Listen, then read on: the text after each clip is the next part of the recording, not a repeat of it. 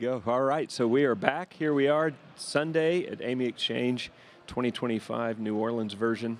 Hi, Danielle. How are you? Good. How are you doing this morning? Good, good. You survived the AAMI party last night. I did. It was so much fun. The venue was just so electric. Yeah, and I think and it just rained New Orleans. You were just telling me we sold more tickets than we've ever sold, which, yes. you know, that's part of it.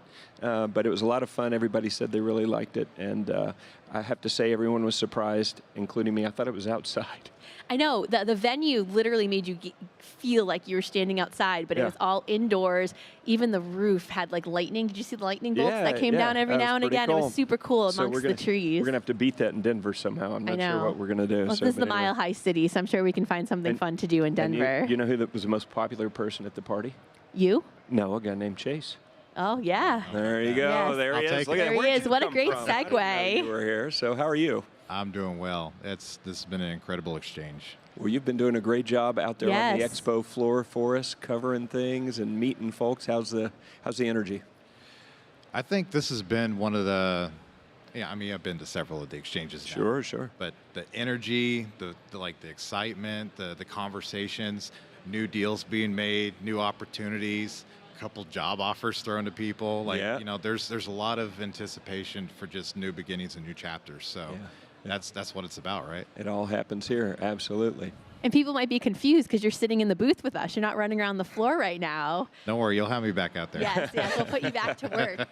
But you know, before we do, you know, people probably recognize you as the Bearded Biomed with your podcast and the author of Ollie the Biomed, your children's book, which is one of my daughter's favorites. Right. And we have entered into a small partnership to support you. So let's talk a little bit about it and how we're working together to provide education and CEUs to folks that are your listeners. So I was thinking about this too. This has been a long time coming, you know, just because a partnership doesn't happen overnight. It's years of working alongside each other, building trust, building a relationship. And I had approached you and Sherry, and I was like, you know, I have content out there, and it's for the benefit of the biomed. You know, how can I give back to my colleagues as a biomed to biomed? And obviously, I'm a proponent of certification. I have 2 of them. And thank you for being certified. Thank you. I think it's that extra level of credibility and another, you know, avenue to lift you up as a biomed. So my thought process was, how can I implement this? What's the best way to do it? So we set up what's called Bearded Biomed University. Basically, everybody goes to beardedbiomed.com. They sign up, which I've made it pretty simple. It is pretty simple. I tried it. But basically, you set up an account through my LMS I built on Canvas, which a lot of people who's in any education space, if you had a college course, Canvas is pretty typical. So I have select episodes that I think, you know, have the most benefit, structured all on there. I want to say there's probably about 15 on there right now. Ones that are listed worth 1 CEU and some that are listed for half a CEU. And the beauty of that, as you know, biomeds are always running around, we're always busy, and they're able to go and just sit down, find some time to hash out on their own time and get a CEU or half a CEU. And I've had people already, they've gone through the entire gambit in 1 week, and I was issuing out certificates left and right. I think so far I'm up to about 40, 50 certificates issued. Fantastic. That's amazing. That's really good. And we're really excited to do that and provide those CEUs for you. You have phenomenal content. I love listening to your show. And for those out there listening, if you haven't listened to the Bearded Biomed, I highly recommend that you do that because your content is so relevant. Like, I loved your episode about rural health. Just such a needed topic right now, and not one that's covered a lot. Like, I like how you cover things that are not really always at the forefront of the biomed's mind. It makes us think outside the box. I try to. Rural health is pretty, like, it's at home for me. My entire career with third-party ISO, all I've done is handled critical care access in rural healthcare hospitals. And, you know, as I go forward, I'm going to try to have those conversations that I think people can benefit from. Just the Medicaid explanation. A lot of people don't know how Medicaid reimbursements work, so there was some added benefit of that. And there's more to come. And you can get a CEU for learning about it, too. Exactly. So, a lot of people complain that they have no opportunities for CEU. Robert and I hear it all the time. No. And now we've added yet another pathway. We talked about our webinar series. Yesterday, we had the MD Publishing team on here, and we talked about their webinar series. We can't stress enough that you do not need to spend any money or leave your house to get your CEUs. Right. 30 CEUs equals 30 learning hours. 1 hour of education equals 1 CEU. And if you love listening to Chace's podcast, now you can get CEUs, but you have to go on through his LMS. You cannot just listen to it through Apple or Spotify, because we have no way of tracking who. Certificate, Yeah, right? you have to go through the LMS way. Right. So you want to drop the website one more time? Sure. It's just beardedbiomed.com. Go to the tab that's labeled Bearded CEUs. And it Bearded CEUs. Bearded Yes. CEUs. Did we agree to that? Yes, I did. Okay, I approved all right. it. That's fine. knock out your I love it. certificate. I I'll love get the notification. I've told people, you finish it. I usually spend my weekends and I'll go through everybody I see completed it. You get it issued. I'll email them out direct to you, official ACI stamp. And I appreciate this opportunity to do this. We love what you're doing, and one of the things I really like about it is broadening content. So of course we need technical content, we need all those kinds of things. That's coming too. There you go. But you're giving folks a broader perspective, which I think is very helpful in their careers, whether it's helpful now or will be helpful later. And so I applaud what you're doing, and we want to see more of this. I mean, I think when I jokingly said I didn't want to hear it when people said they can't find free CEUs. But I don't want to hear it. They're out there. Now they're even more out there. But all joking aside, we do want to have a very open system where lots of folks are contributing content, and we're happy to support more creators in this kind of way. I mean, you're kind of the pioneer, but we understand that it doesn't have to all come from AAMI. It can't all come from AAMI. Yeah. We don't have the bandwidth. We just want people certified. They don't have Right. to come to us for education or even the study materials. There's Right. lots of other ways to do it. And we're so appreciative that you list us as a sponsor for doing this. And, thank you for promoting our certifications and our organization. Absolutely. And thanks for doing a great job here. I appreciate it. Yeah, we love working with you, Chace. Yeah. Who knows what's coming next? You never know. There's something always in the chamber at the One of you two will think of something interesting. I know it. I'll get pulled aside. Hey, what if we? And I'll be very excited about it. I've already had the discussions with multiple vendors here, like letting them know about Bearded Biomed University. Mm-hmm. And we're already thinking of ways to collaborate and put technical training on there as well. Fantastic. That's so amazing. You mentioned that. That's coming. Good. Very good. Well, maybe next year we'll be talking about that in Denver with you on the show. But you have to get to booths to keep doing your interviews. Now you don't want to keep you here and go work. Come on, get back to work. I'll let y'all hug the line. All right. See you, man. What a great conversation. So what are we doing next? I think we have Laura Adams. Are we going straight to Laura now? That's fantastic. Oh, no. We're going to Association Row with Brian. Sorry, I thought you meant our next in-booth interview. I was just teeing that up. There he is right there. Hey, Brian, how are you? Hey, we live here on AAMI Expo floor again. We at the Association Row. Check out all the association folks that are here in AAMI. Great situation here. It's amazing, all the associations we have that's in place. How you guys doing? Everybody's doing great. Great to see you guys. Great. We're going to go around to the other side of the row we have here. We have more folks over here from the association group. We have New England Society. We have Midwest side. We have Ohio. We have all the states here. It's amazing. Georgia, GBIS, FBS. It's just great. Colorado Association. Man, everybody's excited about AAMI. And we're going to finish it up here with a gentleman, Mr. Ryan Gonzalez. How you doing, Ryan? I'm doing great. How about yourself? How you doing? I'm doing great. How about yourself? Great. I have a question for you, Ryan. Association. What's this about? HTMA. Tell me. So HTMA in general, these are all our state associations that are all doing a phenomenal job, just leading their communities, leading the individuals in their community, try to build them up, set them up for what's next in their career. So we in the collaborative, you may have heard of the collaborative, maybe you haven't, but the goal is how do we take all these best practices, all of these industry leaders, these thought provokers, and bring them together into one room and build them all up. How do we share best practices, and how do we put that out to the whole community? So what we've done is we created this collaboration between all the different state associations where we are doing virtual webinars every single month. So it's the second Thursday of every month at 2 p.m. Eastern Time, where we're doing some sort of technical or leadership training that is going to be providing CEU credits for whoever is certified is the goal. Outside of that, we're also doing monthly meeting with the leadership of all the state associations where they get to share best practices. Okay, what worked in your state? What can I do differently in my state that is going to make us all better? And then the next iteration of the collaborative is how do we represent those areas of the country that don't have a state association?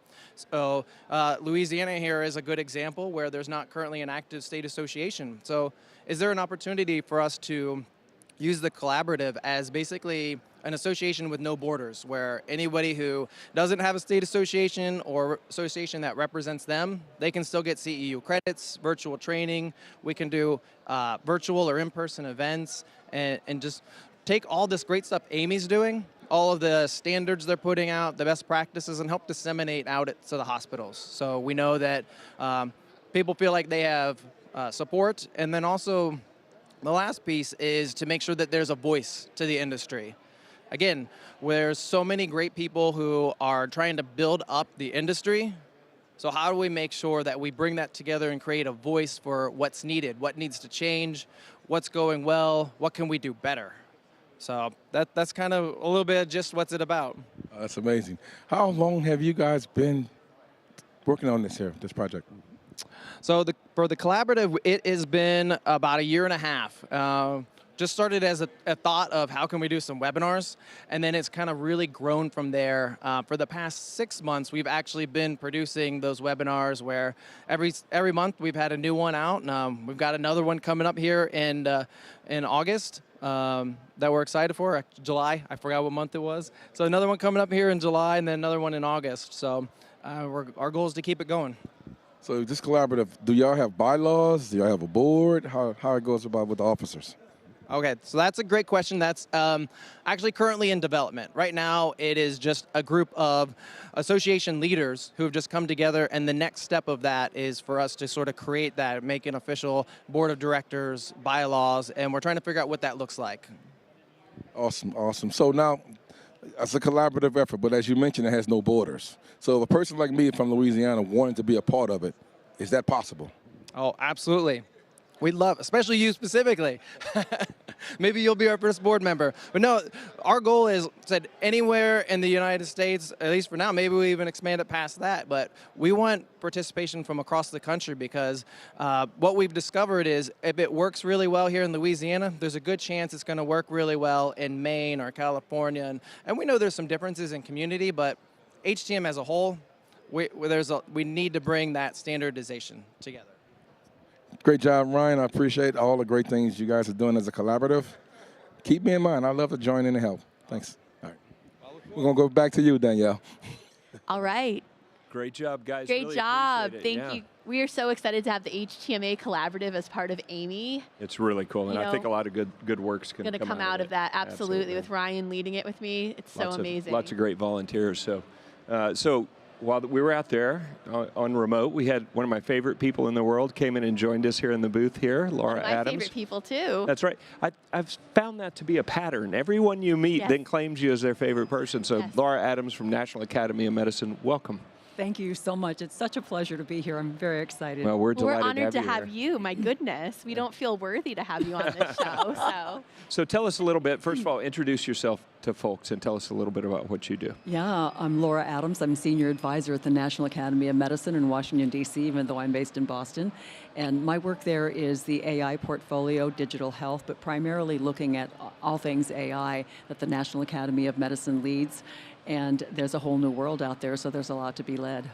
Absolutely, absolutely. So AI, we've heard a little bit about this, right? So how long have you been working this particular focus area for National Academy of Medicine? In this focus area for about 3.5 years, and really took a deep dive out of, my background is digital health, and my background is interoperability, managing the data.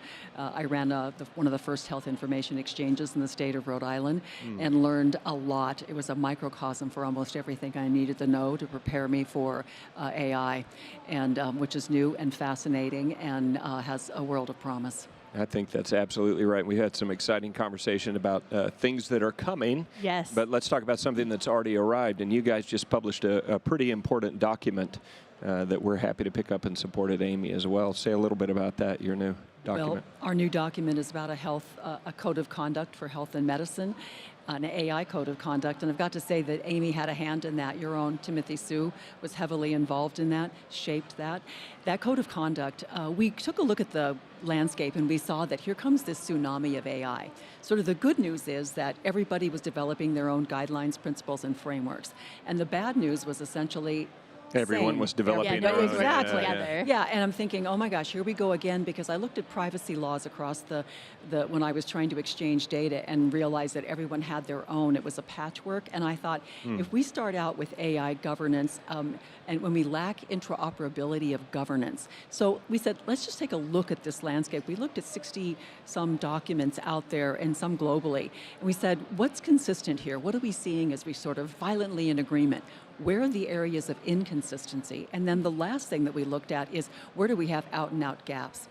And we looked to close those gaps primarily. We were sort of surprised because the out-and-out gaps centered around things like the primacy of human connection and human health. A lot of them were silent on that. A lot of them were silent on this needing to be a boon to the workforce and not something that would furthermore sort of demoralize a healthcare workforce that's under stress right now.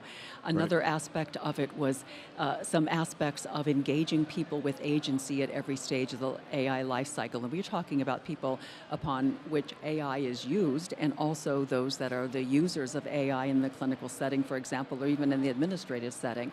Right. So we look to close those gaps. And I've got to say we had a lot of guidance from one of our committee members, our steering committee members. As we were talking this over the very first meeting, they said, look, I've kind of got this idea that this needs to be like the 10 commandments, only not commandments and not 10. There you go. And so I walked away from that, and it really struck me. So I started thinking about my background in clinical quality improvement and how every time we made some major improvement, cut down central line infections or ventilator-associated pneumonias, we did it with about 5 things that if we consistently applied every single time, we made massive improvement. And I thought, this is probably a handful of, they're not commandments, but how about commitments? And so we ended up with 6 of those. And we find them to be practical. We clarified them. We elevated what was out in the field. And we are finding that people are using it as a touchstone, where we want people to develop their own frameworks and principles, because you need to think about what you want, what's your vision. But take a look at these when you're developing it to see if you've covered the really key areas. Yeah. I've used it a lot, even when I'm developing something for an international groups that I work on, and I inevitably find, oh, we've left this one out, we've left that one out, and that's what we meant this for. And I love that it gives an outline, right? It's not 100% prescriptive, but there's key reoccurring themes in there that can really help folks. Because with the advent of AI, that's so needed. And I think you touched on a really great point. And this happens in the HTM community, that we're all doing great work, but we're not all singing from the same sheet of music. No. And then people are reinventing the wheel. Like you said, hospitals are strained and stressed. We want good uptime. We want good patient safety. And when you already have things in place, that's less resources, so you can kind of keep things moving the way they are, or even better. And with that, I think you have such a great background, and your story is amazing. And I don't know if you want to tell people why you are how you got into this, and your why behind what you do. Because I think you're just fueled with passion, and I love people like you. And I think that just comes across in everything you do. Thank you for referencing that, because it is the passion that drives everything that I do. While I won't reveal the complete story, because they'll hear it tomorrow at the keynote, Oh, yes. I do want to just let people know that I had a lived experience, a catastrophe in my life early on as a very young clinician. It molded me, shaped me, and sent me on the trajectory that I'm on now. That, there's days when I just feel like I wish I didn't have to sleep, because I'd like to do this 24/7. I didn't think you do. Yeah. You're everywhere all the time. So She's been up for the last 48 hours. Probably so. Probably so. So I think, to kind of close things out on the code of conduct, I think, at AAMI we've adopted that, or we have endorsed that, yes. and we've helped to distribute some of that. We're doing more. We're preparing an executive summary for our stakeholders because it's a substantive document. I mean, there's a lot there. So Yes. we're going to do all we can to ensure that, in all of our standards development things that we do, where it touches this domain, people are at least aware of and understand. Because as you said, it's a framework, it's a set of guidelines. It's not prescriptive, Nope. but they should at least be ingesting this information and reflecting on it as they do whatever they do, whether it's on a standards committee or anywhere else. So, And I'd love to get it in the hands of HTM professionals all across the country through my vertical as well, because I think it's so, it's all cross-pollination, and, AI is going to be affecting HTM as well. And even yesterday, we had an activity with our keynote speaker where a very inspiring fellow, and he was talking about, the passion that drives you, or the key sort of thing that you think about. And folks took a moment and reflected and shared that, and he ran around with a microphone. And one of them, it was on AI. Yes. And she actually said something that you just referenced. She said, I'm passionate about using AI, but doing it in a way that protects the dignity of the workforce and the dignity of the patient. Good for her. And I thought, did she already read the, how did she? Wasn't a plan. Gave me chills. It just happened, So people are thinking about this, and I think, it's a way to take someone who might be here at their level of thinking and then ingest this document and be at the next level of thinking. So it's very cool. So let's pivot from that to the future. Mm-hmm. So you've got this document out there now. I know that, we've talked a lot about 25 years ago, there was that seminal work to err is human, which I think I've said repeatedly, people don't get enough credit. I think give enough credit for how much that spawned in advancement. It's still not perfect, and I know you want to get medical errors down to zero, which would be wonderful, but really spawned a tremendous leap forward and changed the way people thought about things. What's next? I mean, we're about to enter, revolution is almost a petty word for what could happen with this new technology, and that means the risks are great. The rewards are great, though. So what's next for you in your journey at NAM? Well, part of the reason that I'm here and I'm feeling more and more joined at the hip with AAMI is because the passion that you'll realize tomorrow that drives me is a passion for patient safety, and to deliver care where we have no one's harmed by care that's intended to help. And our next follow-on from the Code of Conduct is to take it into a deep dive into patient safety, because we do realize that we've got enormous opportunity that AI affords us to make care safer than it's ever been made before. We also know that it brings its own set of risks.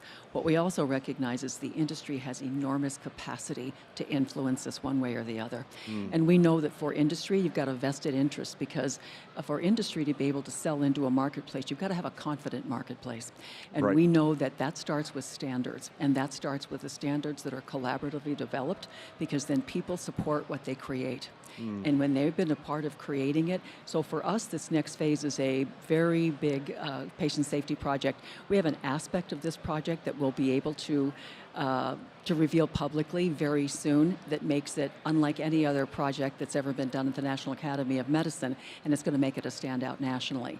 And we are going to be looking at everything that we can do with AI and everything we need AI to not do in order to enhance and move patient safety forward, and I think the sky's the limit. Well, that's really, really exciting. So one more pivot.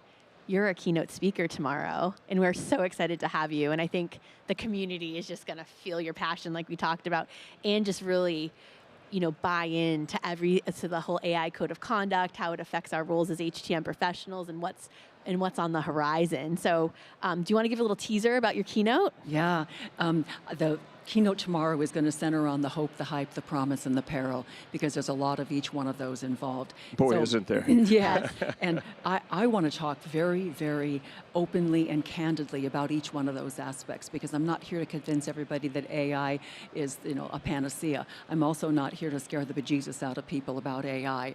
I'm an advancer of AI.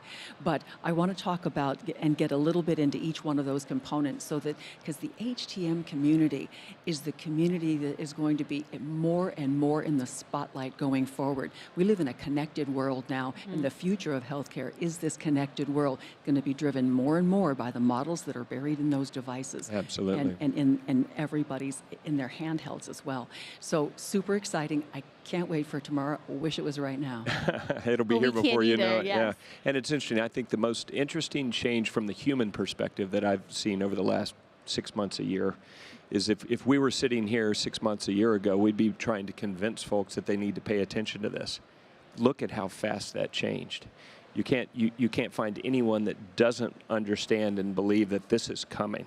Yeah. This is not, it's not all hype. There's a lot of hype there, but this is coming, and it's going to affect every aspect of what we do, and not only healthcare, but across our lives, right? And so the pace of change is unbelievable. Every other technology you and I've seen come along, it took years to move from where we were 6 months, a year ago to where we are right now. Yeah. Even the advent of the electronic health record. How long Oh, did it yeah. take? They had You to were make it at a the mandate tip of the spear to like on that. do Yeah, that. yeah. Yeah. And when Meaningful you think, use, right? Oh my gosh, forever it seems like now looking back on that.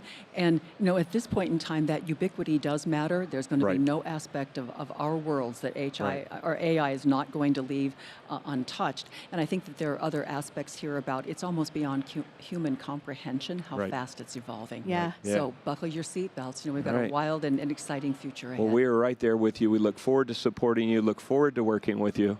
And I think there's a very bright future that comes out of this. We just have to manage it smartly, and we're there to help. So And we're very excited about your keynote tomorrow. Thank you for being Absolutely. here. Absolutely. pleasure. Thank you so Right. much. All right, now who do we have next? We are cutting over to AiRISTA. They're an All right. RTLS company. We got Fantastic. Chace in Take the it booth away, over Chace. there. Hey everybody, live at AAMI Exchange. You may have recognized me, ran from the booth. It was a very far run. But I'm over here at the AiRISTA booth with Byron and Ahmad, and we're going to talk a little RTLS.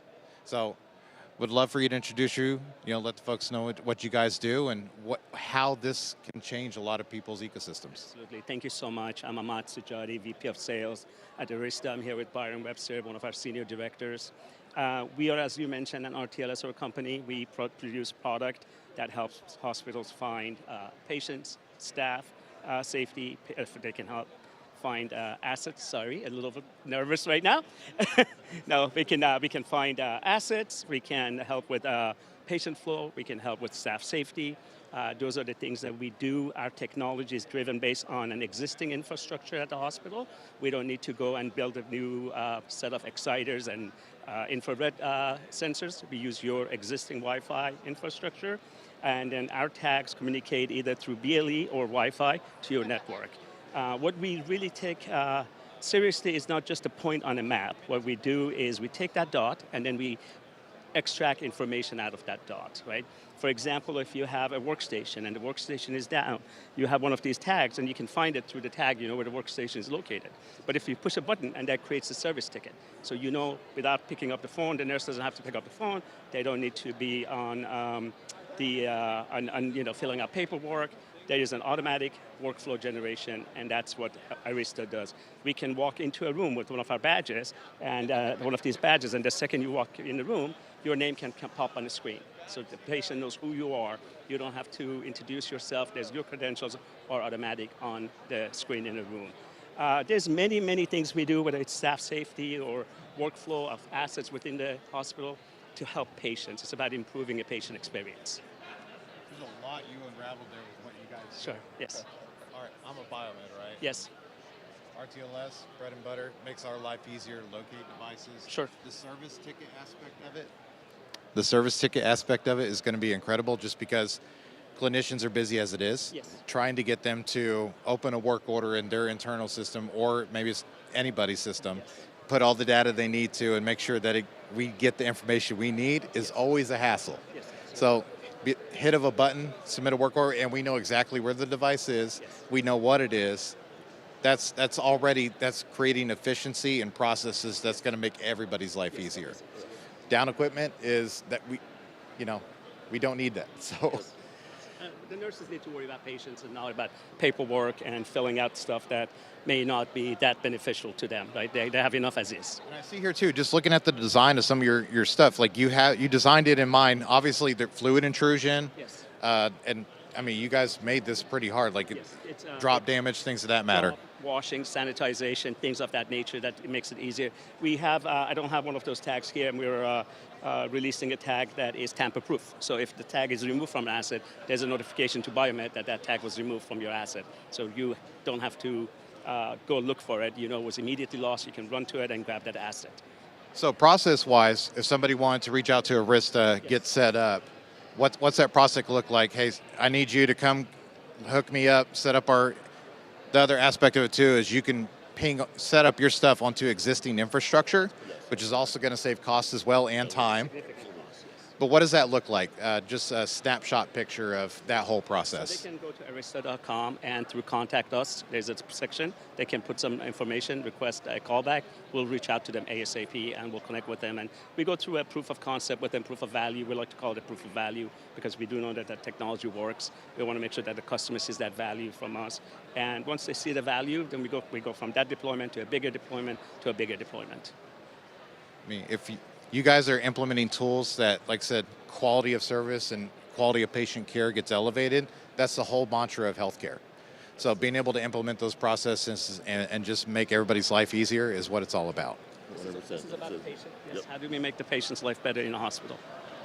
Well, I appreciate you guys inviting Amy to come check out your booth and, to learn about what you guys do. I'm excited to, see just what comes of it. I mean, the growth of RTLS is always just going to grow bigger and bigger. Better battery life and better tags and better software and everything that goes with it. All right. Well, thank you again and wish you all success. Have a good rest of the exchange and appreciate it. Thank you. Danielle, Robert, back to you. Fantastic. Thank you very much. Great, another great report from the field. Yes. Running a real We love operation around AiRISTA. They did a product spotlight with us. They're big supporters of the exchange, so we're very appreciative for all that they do with us. Absolutely grateful. So we have a new guest in the booth now. Yes.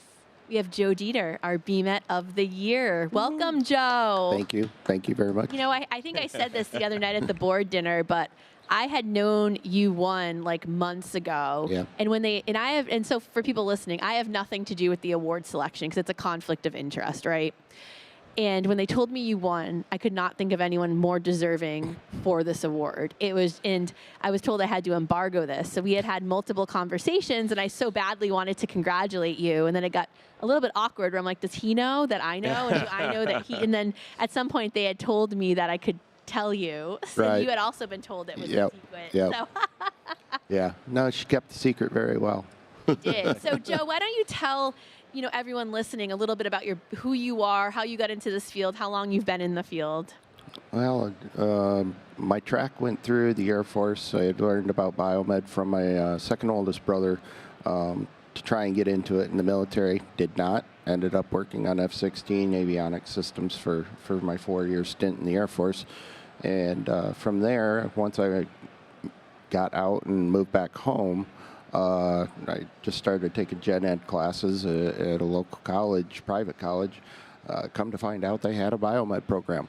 So I signed on for doing it. Nobody at the school knew what I was doing. My instructors didn't know what I was doing. The A&P students couldn't believe what I was doing. But as I progressed through that, one of the local hospitals reached out to ask and see if they had any biomed students that might be wanting a job. Mm-hmm. So I interviewed with them, and that's where my career started almost 30 years ago now. Wow. And then we moved to northern Michigan in Traverse City at Munson Healthcare, 27 plus years now, and that's where I've been. And then in 2018, we began the Biomed Associate's Degree program at Northwest Michigan College. And I was abruptly thrown into that adjunct instructor position with a month and a half to prepare a syllabus and set up the first semester before it started in January. I'd never taught, never had any idea on how to do it, and nobody at the school even knew what I was doing. So I was flying free. And what I love about Joe, if you don't know Joe, is that he works full time, passionate about his job, carries the pager, teaches at night, develops curriculum, And then he goes out and probably talks to thousands of students a year. Oh, yeah. He is so passionate about promoting the field. And we often hear, we don't have the time to do this. We have a workforce deficit. What's the solution? And I always say, if all of us in this room went and did one presentation Right. a year, think of all the people that we would Yes. reach. Now, Yes. you probably do multiple ones a month and talk to thousands of people a year. You want to talk a little bit about all your outreach and, the impact that you're making in Michigan and northern Michigan? Yeah. Well, where that started was obviously we're in a rural area, unlike many other cities where universities and colleges have biomed programs where they have, hundreds of thousands, if not millions of people to select from. Northern Michigan, Traverse City is the biggest city in northern Michigan, and we're at 35,000 people. Our outreach is actually 28 counties. Wow. And we probably don't even have 100,000 people in those 28 counties total. So our outreach is very, very large. And Michigan has began a few years ago. They're called MI Career Quests, and it's geared specifically towards freshmen generally in high schools. And they bring businesses together, and it's a career exploration. And they bring them together in big arenas and civic centers and things, and they bus in students. The one we have in Traverse City that has a 5-county area, we have 2,000 students come in May. Wow. And they're coming in and exploring all 80 to 90 businesses there and what their opportunities are. Wow, that's fantastic. And Joe always sends me a text of a picture of him with the students every time he does this. And I feel like you probably text me weekly. I just he does it so much. Once April hits, usually each year, Yeah. the springtime is when a lot of them go. So yeah, it ramped up. But I do some in the fall also. I've been invited to schools and different projects. So in May, I had 2 weeks in a row where we had 2 MI Career Quests, and we had over 3,200 students come through. So when you talk to those students, this is obviously a field you love. You've been in it for many, many years, stuck with it, probably had other opportunities and said, nope, this is where I want to stay. You've worked hard to get into it and all of that. So when the students come up to you and you've got 80 different competing industries or whatever it might be, and they say, well, why should I consider this career? Right. What do you tell them? Well, first off, in this day and age, what I have found that high school counselors are still mostly in the mindset of telling their students 4-year degree, 4-year degree, 4-year degree. When I present to them that biomed is an associate's degree, their eyes get a little bigger. In Michigan, our governor put forth funding a few years back called Michigan Tuition Promise or something like that. And anyone who does not have an associate's degree at minimum can go back to school and be paid by the state to go to school. They just announced that in Massachusetts, too. You can get an associate's degree for free. Yeah. Wow. Yeah. Ours isn't, it depends on where you go to college. If you're in the county of the college, such as where I'm at in Grand Traverse County, our students in Grand Traverse County can get their entire biomed associate's degree for free.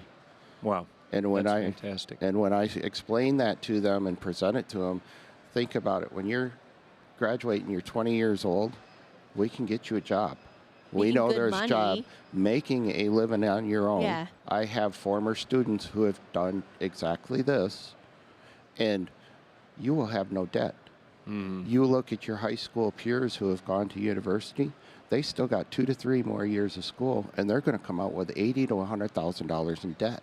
Well, that's modest, even more potentially. yes. Yeah, depending where they go. Yeah, if they go to U of M or MSU, which are preferred in Michigan or Purdue or wherever, you're talking hundreds of thousands in some cases. Right. So when they start hearing those numbers and those things, and then inevitably, I always add on to the end of it, did you go to spring break this year? Yeah. If you were an adult and you wanted to take that spring break, and get paid for it while you're doing it? Would that be fun? Yeah, how do I do that? It's called paid vacation. You get a full-time job, you'll get it.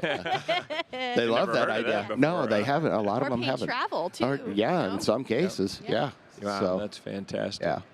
I mean, and if it's not enough, you also participate in standards. I do. You're on the AEM committee? Not yet. Oh, I botched it. Which one are you on? Vocabulary. Vocabulary. Yep. So why do you participate in standards? I was asked to. No. Honestly, it was. Did we rehearse this part? Go ahead. I got onto the TMC committee a few years back. Did that too. Yeah, a few years back, and it was brought to us about standards that we needed people. And at that point, we were looking at the college list of putting that together. Yes. So it wasn't really a standard, but it was something that put us into it, and that led to Competencies. Yeah, competencies, and there was one other one I was on too before I hit vocabulary. Was it the equipment gray areas? Yes, You were part of that we did that too. one too. So yeah.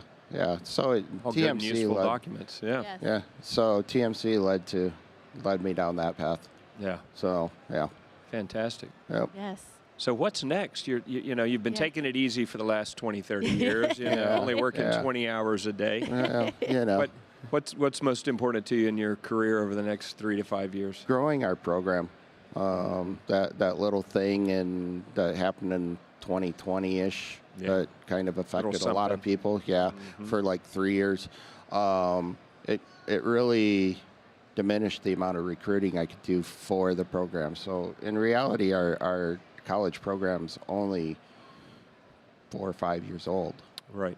So I need to grow that, and I'm getting backing from the school and getting advertisement and promotion for it. So Okay. hopefully we can start bringing some numbers up and going to the schools, and I'm hopefully starting to see that come to fruition too. Fantastic. Well, that's amazing. Well, thank you for all you do. And for those who don't know, if you do promotions at schools, high school events, we're always happy to send career brochures and swag. I Absolutely. mail Joe boxes, it feels like weekly, of Amy stuff that he I need some hands more, out to actually. everything. I'll send you more when I get back. All right. Marketing. Yes, Can we yes. get Yeah. Just There put might me be on a some here regular. that you can take and put in your Oh, there you suitcase, go. Should we just Yeah. drop ship to you Yeah, every just drop 30 days? ship. every 2 months, We'll put just you on drop a me something new. subscription model. Well, if folks want to learn more about your program, you're talking about growing your program, where can they learn more? They can reach out to me. Okay. If at this point anybody wants my card, I can give them my card. All right. But Danielle knows how to reach me very well. Okay. And Great. most Say the name of everybody. your school one more time. Northwestern Michigan College. So they can go look there as Yep. well. Okay, Yep. perfect. So Perfect. Well, Joe, congratulations again. Thanks, I'm Danielle. so proud of you and so So glad well to see you. Yeah, deserved. so well Yeah. deserved. Thank you very much. Thank you. Thank you. And Danielle, where are we off to next? We are off to RSEA, the radio therapy I make you do all service the work. engineers. I make you do all the work. We're going to get it all sorted out Yes. right now. Let's go out to the floor. All right, back again, live on the floor. RSEA, Radiotherapy Service Engineers Association. I'm glad you got the acronym. Joined with Sean, we're going to talk about what this organization is, why you need to be aware of it, and honestly, a lot of the benefits of joining the organization that you guys are putting out there for LINAC, Linear Accelerator Service Engineers. Awesome. Yeah, hey, thank you. Appreciate it. It's great to be here supporting the RSEA. Again, Radiotherapy Service Engineer Association. Radiotherapy Service Engineers, they service linear accelerators, which are used for cancer therapy, cancer treatment. So you've heard of chemotherapy. Most people have. Some have heard of radiation. Usually it's chemotherapy or radiation, which a cancer patient receives to treat their cancer. And so the service engineers, similar to biomed engineers or CT engineers, they're the ones who repair the linear accelerators or the LINACs in the field. And so it's a great organization, a very small, tight-knit community, but it's a very highly complex device that's really interesting. So the reason we're here is, one, to promote the organization, but tell people and talk about servicing linear accelerators. If you're wanting to move into a different modality, if you're working on X-ray now, ultrasound, CT, even MRI, but are looking for something different, something maybe a little a little bit of different excitement to work on. Linear accelerators are a great place to go because they accelerate photons. They create photon energy to treat cancer. So you're working with the linear accelerator. You're actually accelerating electrons down a copper waveguide. You're directing them. It has water to cool the system. It has RF to drive those, to create those photons. It has computer systems that drive it. It has an onboard imaging system, which is basically like a C-arm that's attached to the linear accelerator. So it has almost everything. If you like to work on stuff, you'll like working on a linear accelerator. So that's why we're here today. The RSEA is an organization of those engineers that is trying to create, like you said, an ecosystem that kind of supports each other. There's a Discord similar to the Biomed Discord where people can throw out problems and questions they have, and other people will help and answer those questions. There are annual meetings. There are other resources that we work on trying to provide for linear accelerator engineers, and those involve just in servicing equipment at cancer centers.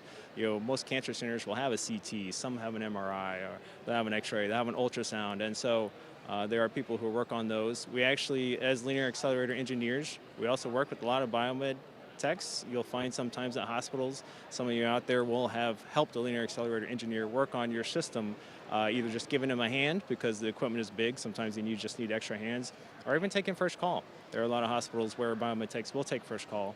And actually, the LINAC field, that's where we get a lot of our new hires, is actually biomed techs who have just hung out with their LINAC service engineer, helped, giving them a hand, started taking first call, thought it was really interesting, and then applied for a role. And since they know people in the field, they have a tendency to have a pretty high success rate in being hired. So, we work very closely with the biomedical field, which is why we're here today.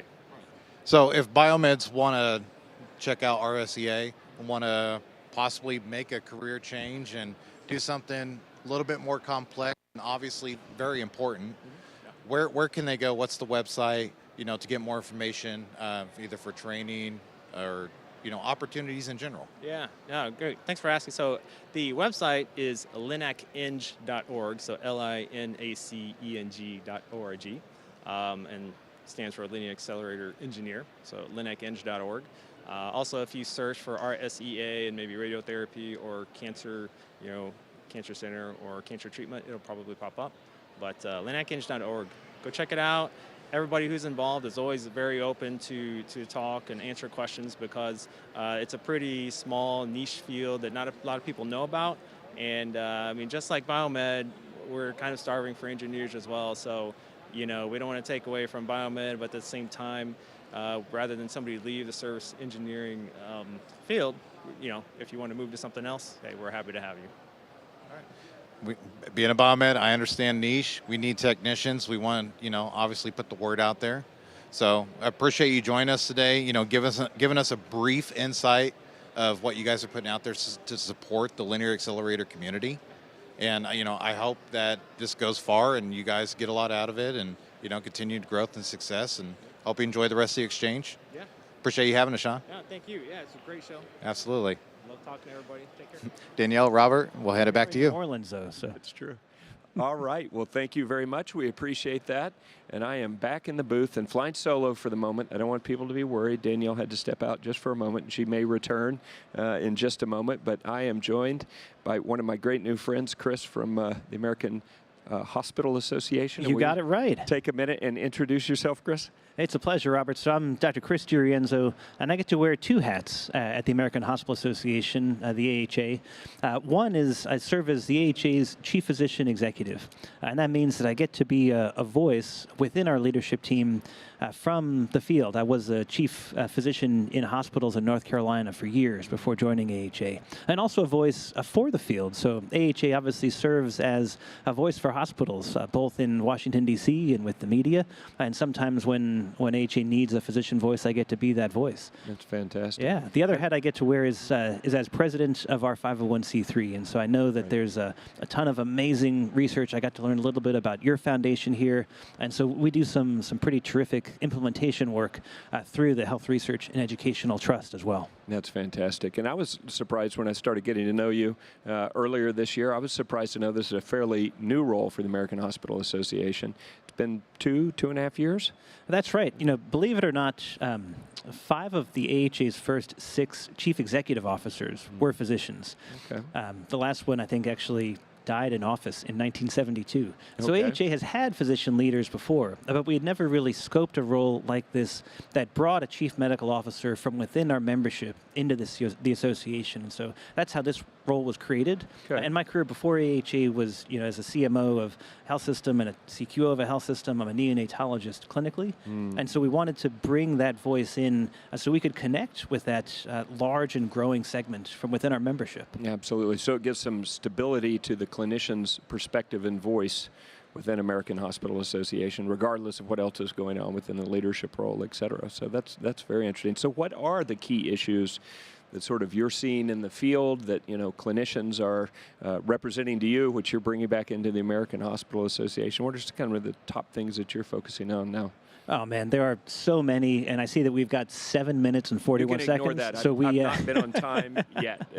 We can definitely, we definitely won't cover them all. Take as much time as you'd like. But obviously, this is my first time joining you at an AAMI convening, and obviously, it strikes me that a lot of the concerns that are common within my membership are common within your membership as well. Just walking the floor with Pamela, who's a spectacular CEO for AAMI, Absolutely. listening to the conversations. You know, our members are concerned about workforce. They're concerned about threading the humanity, the thread of humanity into this needle of technology that is ever deeper in the work that we do. And then obviously the march of AI, not only into the operational sphere, but into the purely clinical sphere as well, is one that we see, we see across the board. But one that I think, we are working together on that I think is worth mentioning is the role of medical devices when it comes to patient safety.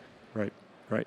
And let's dig into that a little bit, because we are starting to work together more deeply on those issues, and AAMI and AHA have worked together in the past, so we're delighted to be doing that again. But what kind of issues do you see? It's a big bucket, right? But what kind of issues do you see sort of being the things that we can tackle in the early going, and especially that the community here, which is so intimately involved in supporting and maintaining, deploying, supporting, maintaining those medical devices?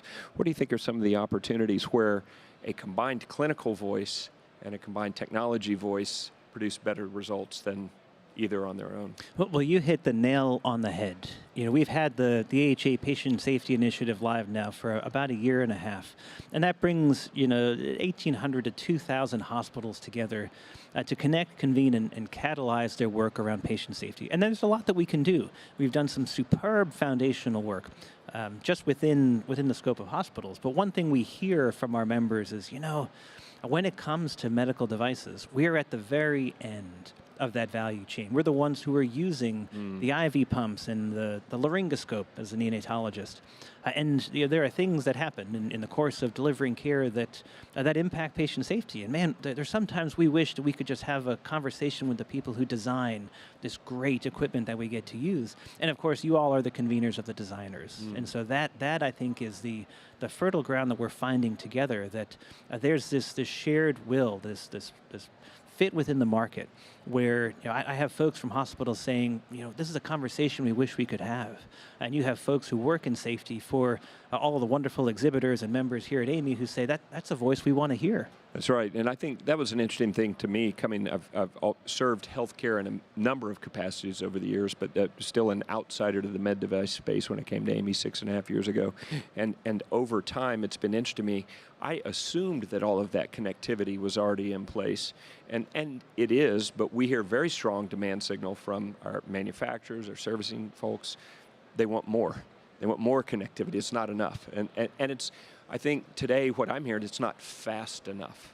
I hear that a lot with the speed of innovation, especially with AI coming on, and we should talk a little bit about that. But the feedback loop has to work more efficiently and more quickly, and everyone plays a role in that, including our regulatory friends.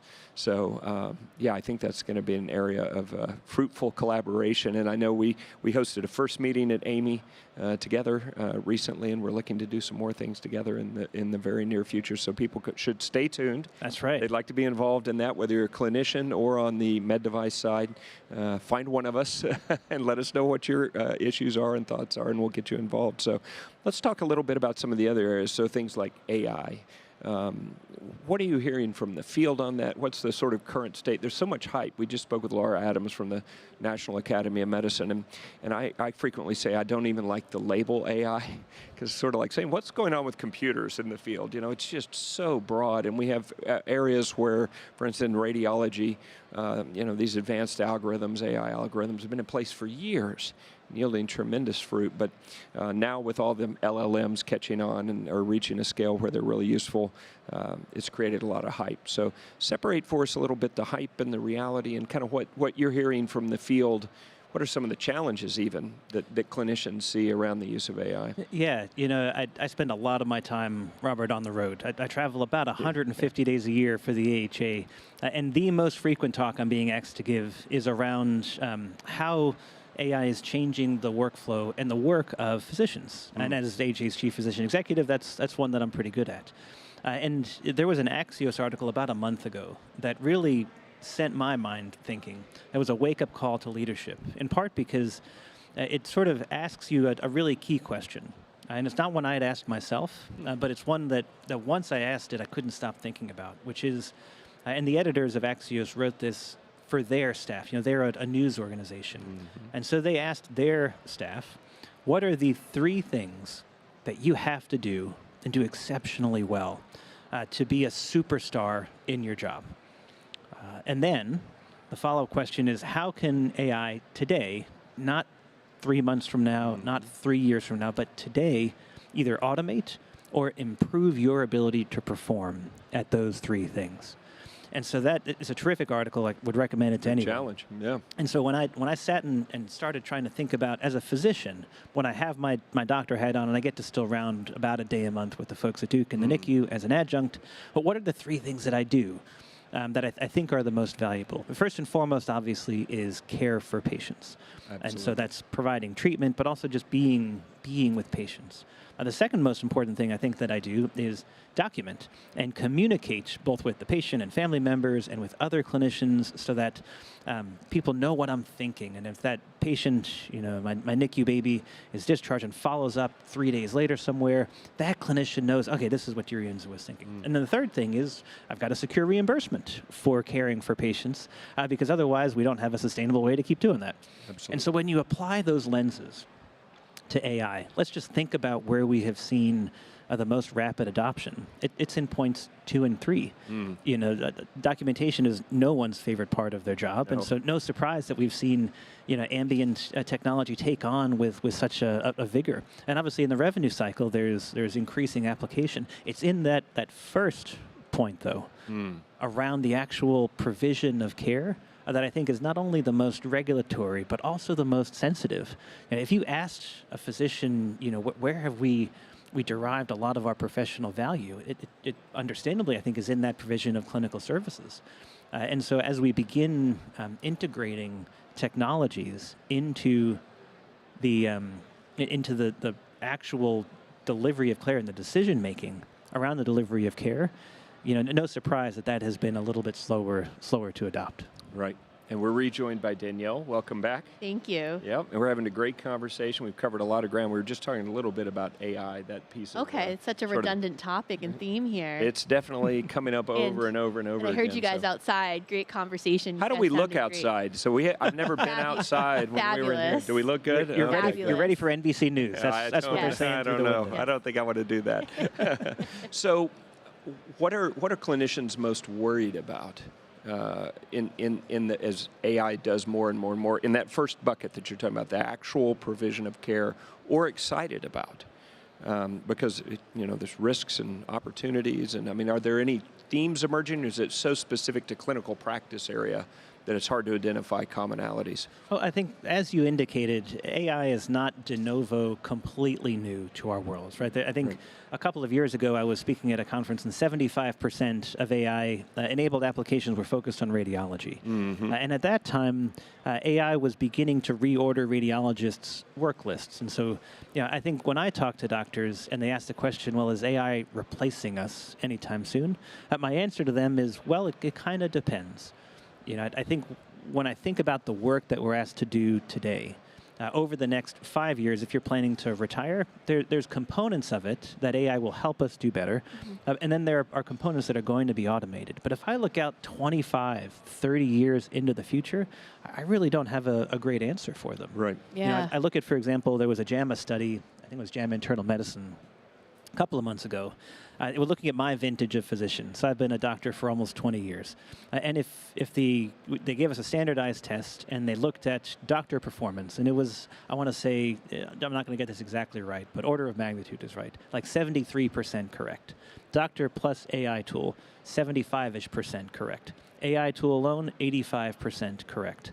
That tells me that my generation is the generation who doesn't yet know how to use these tools in a native way. But the folks who are graduating from medical school today, they have grown up with this kind of digitally native environment. Right, It's right. true. And digitally native is almost dated now. It's AI native, right? Yes, I mean, yes. you know, that was of our time. But so now that I have you back at the table, I'd love to ask a question. And this is even a little more, it's not more broad, but it's opportunistic, right? So we've been talking about some very specific topics, but I can't tell you how much time around here is spent discussing the interface with clinicians.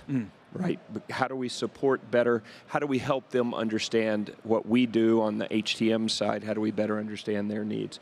And once again, as someone who came to this from a different perspective, I thought, oh, that was already all happening. And I found out there it is, but once again, there's a greater desire on both sides for better communication. So I want to throw it to you for a minute or two, just a question or two, because I told Chris, we're not going to be on time. He was worried about the clock, where there's no way we'll finish on time, and we're not. But a couple of questions. I'd love to hear just the two of you, because you're both leaders in your respective area, discussing that interface between clinical engineering and physicians. What do you think are still the challenges today there?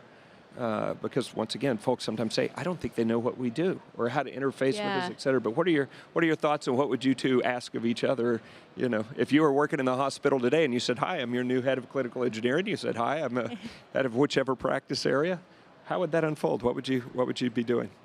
Well, no, I think one of the challenges for us is sometimes I don't think all the physicians completely understand our roles in healthcare. And I think we sometimes can come to a head because we want to make sure that technology is integrated properly. And sometimes I think those decisions can be made without our input, and understanding how it integrates with other systems, the cybersecurity aspect, the interoperability. And now you're layering in AI. And, it has the potential to do so much good, right? But it could also, if it's not executed properly, can also maybe have a mal outcome, which is what we would never want to happen. And I think we're seeing changes too, even in like predictive maintenance and uptime of equipment, because we're really there to serve you. And we want to make sure you have the equipment at the point of care when you need it. And we want to ensure that patients are treated safely within the boundaries of all the IT and standards and policies within the hospital. Well, I appreciate that. We're obviously here together to serve our patients, and Yes. I think that you're being far too kind to doctors in general, so thank you for that. I'm a doctor, so I can be a little bit less kind to our tribe, but I think what I would say is, we're taught in medical school to work through an algorithm that gets us to a diagnosis and a treatment.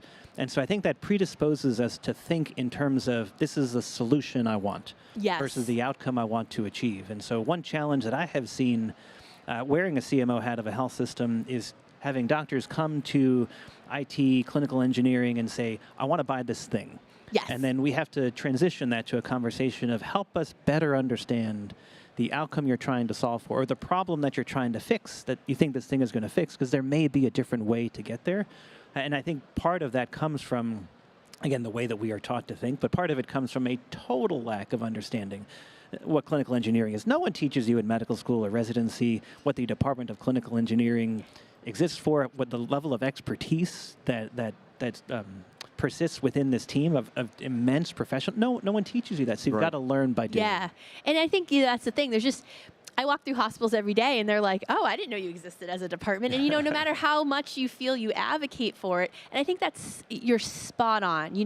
It's a physician that says, I want this because I want it. And then it's like, well, why do you want it? And what are you trying to do and how can we help you? And I think, and you always have those situations where I'm sure you've seen where you walk down the OR and there's like a new robot there that you had no idea that someone bought in the OR, and you're like, oh my gosh, like how do we integrate this in?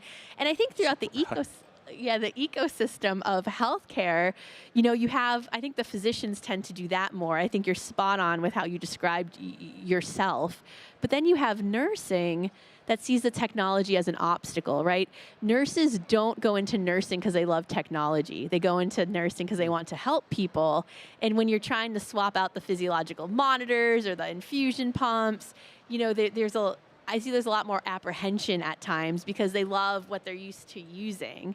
Well, I think you're hitting on a key point, which is healthcare is and will always be a uniquely human experience. Yes. And if I look back over the last 20 years, I think one of the mistakes we've made is failing to thread the needle of technology with that fiber of our own humanity. Yes. And I think about the earliest evolutions of EMRs and whatnot, and my gosh, we pulled ourselves away from the bedside so much. That's changing. Weren't even looking the patient in the eye anymore. It's true. Yeah. And you say that. My mom was an ER nurse, and that's how I came into this. I loved healthcare, but didn't want hands-on patient care. And I remember she worked at a small local ER, and they were converting to get an EHR away from paper. And she's like, I might need to leave nursing. This is going to be disruptive. I don't know how I'll do. I can't use a computer. And, it's just crazy how now you would never, if a doctor or nurse came in and said, I don't want to use a computer, that seems like a crazy statement. But you think of that with new layers, with AI, people being skeptical about it or not really understanding it. Or we had Laura talking about the AI code of conduct, ensuring that, we're keeping that dignity in healthcare. One of the central, dignity of the human component of all of this. Yeah. At the end of the day, we're the path to the patient. We're all there for the same reason, which is patient care, and we just want to work together to make hospitals safer, more efficient, and better. And that, because people come into hospitals during their most vulnerable times, and it's because of people like you and the instrumentation there that they have positive outcomes. Because people look at, when I first took this job, people were like, how can you work in a hospital every day? It's so dismal. And I said, well, hospitals are also places where people go to heal. And people don't often think of that. Right.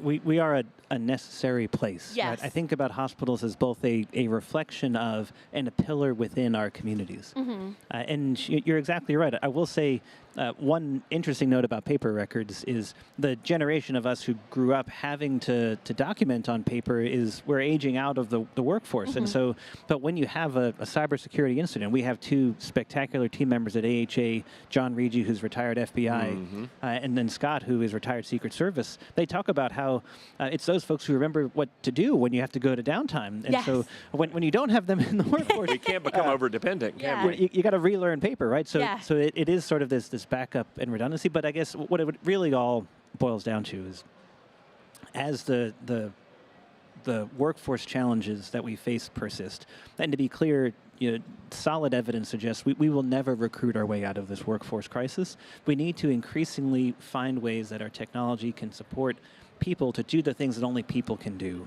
in healthcare. And that's what makes me so excited about our partnership with AHA and AAMI. It's why I'm so excited to get to walk the floor here for the first time and hear about the conversations that are happening within the world of medical devices. Because if that's going to happen, this is where it's going to start. Absolutely. And it's our honor to have you here today. Absolutely. We feel so special to have you on the show. So thank you for being part of it. Getting to know leaders like you who are working the problem makes me optimistic. So it's a privilege. It's a wonderful thing. So thank you very much for being with us, and we look forward to continued collaboration. So people should sign up for our newsletters. Yes. Because anything that we're doing with AHA, we're going to be putting out information, trying to get as many folks as we can involved. So wonderful. And thank you for all you do to keep patients safe and all your work at the AHA. Thank you so much, y'all. Thank you. All right, I think we're done, though. Or do we have anything else after Chris, or do we have more? We have more. Yeah, we have a lot more. Oh, shoot. No, I'm excited about it. Thank you, Chris. Thank you, Chris. We're going to go out to the field then? Wait a minute, that's MJ. We have MJ over at the PartSource booth. I am. Thanks, Robert. Thanks, Danielle. We are at PartSource. This is one of the easiest booths to follow because they've got the sponsorships for the aisles. We're at booth 2837. I'm here with Jared Koslowski. He is the VP of Product Management at PartSource. How you doing? How are you enjoying New Orleans so far? Beautiful city, a lot of fun, very hot, very humid, and but just an incredible experience and really glad to be here. Awesome. Yeah, next year's Denver, so it'll be a little cooler for everybody. So we had a chance to catch up a little bit earlier. And Jared has a really interesting background, interesting career path. We're going to talk about a little bit. Being with AAMI for 11 years, at the Exchange for 10 years, you see a lot of people at different stages of their career, unique pathways, and Jared has one of them. Yeah, no, I appreciate that. I mean, again, it's been a long road, but it's been an interesting one. So, coming out of school, I cut my teeth at Cook County Hospital as a clinical engineer.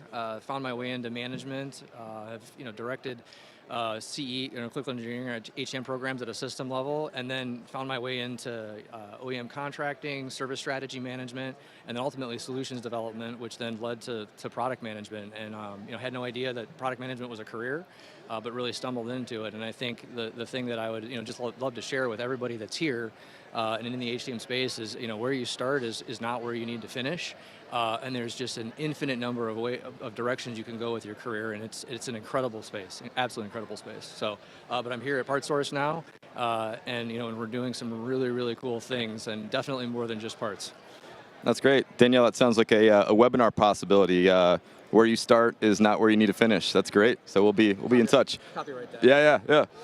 So anyway, PartSource obviously has a history of launching breakthrough innovations here at the AAMI Exchange. In 2023, you launched the PartSource Pro service. Tell us how that solution is transforming equipment services for in-house HCM teams. Yeah, I mean, originally when we brought that to market in 23, the idea was to come in and try to really try to affect some of the hardest problems in service management in the space. The complexities around managing vendors and coordinating them, the lack of transparency into costs and lack of control, and also then the visibility into the performance of vendors. And so that's really where we have really tried to innovate. And by building ProService on top of the PartSource platform, we've created an integrated portfolio of solutions that empower and enable HCM programs and leaders to take control of their program and help their teams grow and mature over the course of as they build their program. And so the solution is tech-enabled, evidence-based, data-driven, and we really really help them drive through actionable insights that are created by running all of the vendor management performance through our platform. Completely agnostic. We've got full integrations into CMMSs, and really want to again enable and empower teams to grow their programs, and to leverage all of the different tools and capabilities that are part of the PartSource platform, whether it's parts, training, our new asset uptime solution, again a portfolio of tools to grow an HCM program. And you have a session tomorrow on that, correct? We do. My esteemed colleague, Dave Brennan, SVP of Strategy, will be doing an educational session around, basically an educational session around data and insights into managing downtime and how to improve that, really make sure that your devices are available for patient care. Great. And anybody watching, you can find more information on that in the app. One last thing before we wrap. I know that there is a reception that you're sponsoring tonight for She Is HTM. That's at the Hilton Riverside at 4:30. And I think you remember the room name, right? I believe it's the Port and Starboard. I will not be there, but yeah, the Port and Starboard room at the Hilton Riverside, and the full crew will be there, and I think it should be a lot of fun. I'm jealous. Good deal. All right. Thank you very much, Jared. Back to you, Robert and Danielle. All right, MJ, as if you're not busy enough, we got another thing we're going to make you do all the time. He's good at that, isn't he? He's really good. That was a smooth transition. He did a great job. I think there's going to be a little competition he was out there a step-in for Brian. Wow. So, yeah. Okay. Yeah, wow. Yeah. We'll have to, maybe we can have a host-off or something to see we who's could, the best we have a competition. remote host. So, all right, let's get back in here, though. Yes. So we are in here with some new people and our friend Bella the Biomed. Hi, Bella. Yes. So we are here with our esteemed colleagues. I'm sure many of you have heard of Bella. She is Jennifer Chesta's creation. Yes. So why don't you introduce yourselves first? Okay. And then we'll get into what all this is. Yes. So I am Jennifer Chester, as she said before, and I am the author and creator of Bella the BMET.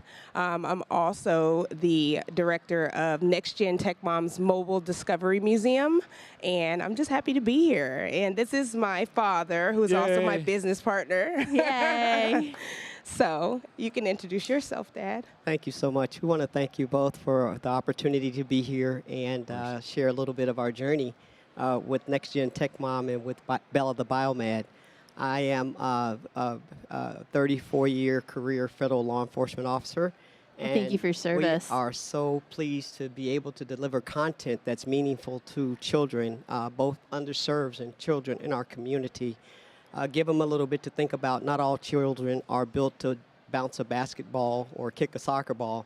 So we want to create some options for kids to get interested in technology early, give them some basic fundamentals and some real hands-on skills. Fantastic. And then before we transition to Bella, you also work full-time as a BMET on top of everything you do, right? I do, absolutely. I currently work for Intellis. I am a BMET 3 for them, and I work covering the ACS clinics on the outside of Harris Health Hospital System. So I'm still working full-time as a BMET and running the Bella the BMET thing, and Empire. as well as yes, the Empire. It's like taking over. Yeah. So why don't you tell us a little bit what you brought here in the mobile museum? Because you, so for those of you that aren't aware, we had a high school discovery day for HTM. Yes. And Jennifer brought an entire mobile museum of all different fun. So why don't you just kind of explain the mobile museum, what it is, what Next Gen Tech Mom is. Absolutely. And how Bella fits into all of it. And I believe we may have a few pics of the mobile museum. So you guys just cut those in Yes. when you can get those up if we have them. So yeah. Thank So the Next Gen Tech Mom Mobile Discovery Museum is just an opportunity to get kids involved in technology in fun ways. I was saying earlier that I used to be able to be in science fairs and things when I was in one school system, and when I moved to another, they stopped doing those things, and it created a loss of confidence and interest in some of those things. So I thought it would be a great idea to introduce the technology and things like that to the kids so that they can remain interested and remember that there's fun and that there's light at the end of the tunnel. It's not all book science and, all of that. So that they still work hard at it, but also know that there is some fun stuff to look forward to.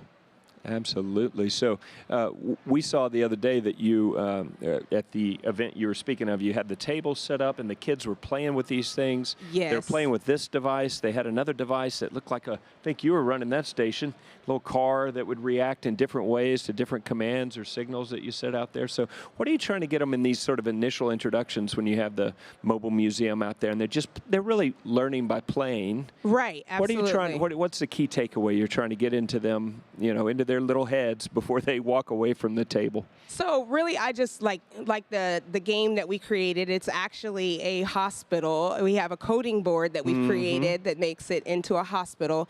And the whole idea is that you have to get the robot to the different devices and then back to the biomed shop. And it's just a problem-solving situation. Each one of the color tabs, they mean something different to the robot. So they have to figure out what that means to the robot and then how to get them where they need to go. So it's just introducing some problem-solving and how to solve problems without creating problems, right? So always the key. And I love Don't make it worse. And I love how you even had an inspector on the board. So if they Yes. messed up, they ended up hitting the inspector, which no one wants to see. Right, so. exactly. It's like an owie or something. Yeah, right, yeah. So what is this you have in the studio with us now? What's this little laptop? So this is my Crow Pie. This is one of the things that we use in the Mobile Children's Museum or the Mobile Discovery Museum. And it has several applications on here. Yeah, can we fire it up? I'm gonna It's hold it not up for the plugged up camera. right now. Yeah, I'm going to hold it up for the camera. Yeah, it's not plugged up right now, but it has several sensors and diodes and buttons, and they actually use it to learn either Python or microbit or Scratch, and it gives step-by-step instructions on how to make all of that stuff work. So it's not just teaching them the Scratch program, but it's actually showing them that when you do the code, there's an action and a reaction, right? So once you do the code, you make the lights light up, or you make the fan turn on, or you make, the sensors everything active. from there is just complexity. Yes, right? hopefully it doesn't blow up in the process or anything. Exactly, absolutely. So this is a family business then? Yes. It is, yes. How do you And I guys didn't realize divide and that till conquer? this weekend. I had no idea it was a family business. Yeah, It tell makes us a it little even bit about more the business. I endearing. mean, do you travel together? How does it work? Yes, so my dad is my operations guy. He helps me behind the scenes, making sure that all of my technology and stuff is up to par and that we get it out on the floor for the kids and that it's working and operational, right? And I mean, we talk about it all the time. We try to develop new things for the kids, and I just love it because my dad has always been my inspiration. So it's like a pass down. He's inspired me, and now I get to share that inspiration with the rest of the community, with other kids. So. And you're a proud papa. Yes, I am. I'm extremely proud of the work that Jennifer's doing and the work that Next Gen Tech Mom is doing. Yeah. It's her vision, and as a father, I'm so proud of the legacy. The things that she's doing now, we hope that will carry on to our, not only through her, but through our grandchildren, who are also integral in the family development, in the development of the family business. So we have 2 grandchildren, and they help us teach classes. They help us load out. And they're really becoming familiar with the framework of Next Gen Tech Mom. Yes. And they're growing with the company. Fantastic. So we're just hoping that, and just living it day by day. We're hot washing a lot of the things that Jennifer put out. I'm so extremely proud of the books that she's written, and also the new class that's being offered. We've been doing a deep dive into artificial intelligence. Yes. For the last 3 or so years since it became pretty prominent within the public sphere, and so we've been doing a deep dive, and maybe Jennifer can tell you a little bit more about the class we're offering. Sure. Yeah, so our newest class that we've added to the mobile museum, because they get an hour of class as well, is the AI superheroes. So they actually get to build out their own prompt to create their own superhero and then tell the story, of their superhero. And we want to try to build in a social responsibility with using AI, showing them how you're solving problems with AI versus causing problems. So, yeah. So is that where your book comes from with all the superheroes? So actually, this is Bella and the Big Fix Biomeds, Wired for Greatness. And Bella is kind of a superhero in this book. So she is the only one that can hear the machines talking. So she gets hit with the blast. I want the movie rights. Let's talk after. Yeah. So she's got, she runs into an ultrasound machine that's kind of sassy. She is a Southern Belle. And she's got teddy bear fuzz on the inside of her, and she's got to troubleshoot that, and as well as other devices with different personalities. And she's the only one who can hear them, but she's able to solve their problems, and then in turn, they're also helping her solve some of her own problems. So. What an amazing storyline. Yeah. That's so endearing, and to children to really think through that way, that she can only hear them, really putting the problem statement, but then doing the teddy bear fuzz that would relate to children, which I hope we never find in real life in an ultrasound. But it really shows. I mean, I just think you are one of the most inspiring people I've ever met. Just to create a dream and create a reality. And then, you talked about legacy, right? And for your family business, I'm sure there's that legacy, but there's a legacy of every child you touch and talk to. And then those children, it's like you never know the impact you're going to leave. And I'm sure there are kids that leave there and this is what I want to do. And, measuring your impact, they're so young, but I'm sure your reach is so much further than you would ever imagine. And you're creating that because then one child talks to another, and then Bella's really cool. Bella's in my house. I told you, my daughter loves the book. She's such a fan of Bella, and, and it's going everywhere to libraries, and, you're really leaving a legacy just beyond your family.